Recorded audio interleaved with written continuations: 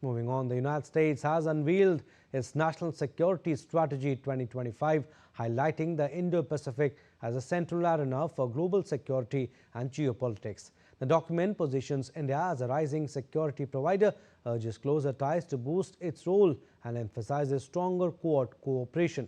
The U.S. strategy takes a sharply critical stance on China and stresses deterrence over Taiwan.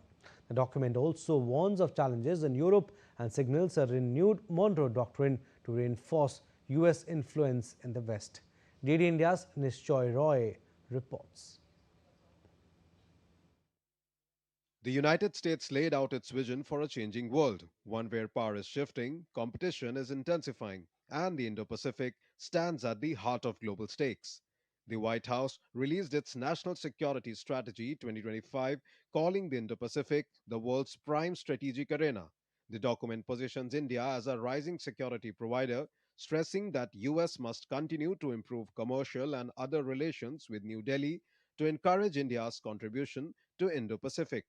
The document designates India as a critical partner, especially in countering what it calls predatory economic practices in the region. It stresses stronger Quad cooperation with India, Australia, and Japan.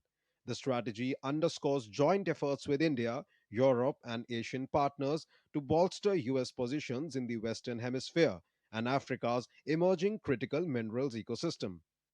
The US strategy takes a sharply critical tone on China, arguing that President Trump single handedly reversed decades of mistaken US assumptions.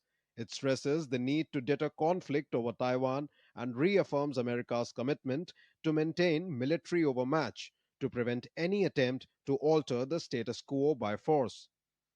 The strategy document warns of civilizational erasure in Europe and urges caution on NATO expansion. It also says the US will reassert the Monroe Doctrine to restore its influence in Western Hemisphere. Responding to the document's sharper tone, EU Foreign Policy Chief Kaya Kalas told the Doha Forum that US remains Europe's key ally, downplaying concerns over criticism.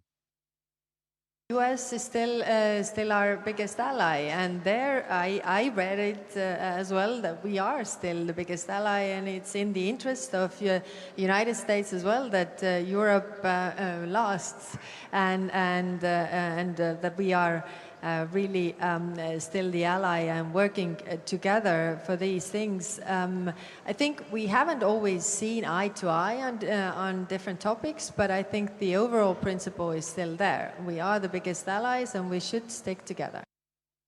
With the Indo Pacific set to shape the 21st century, the strategy calls it a key economic and geopolitical battleground. Nishoy Roy's report for DD India.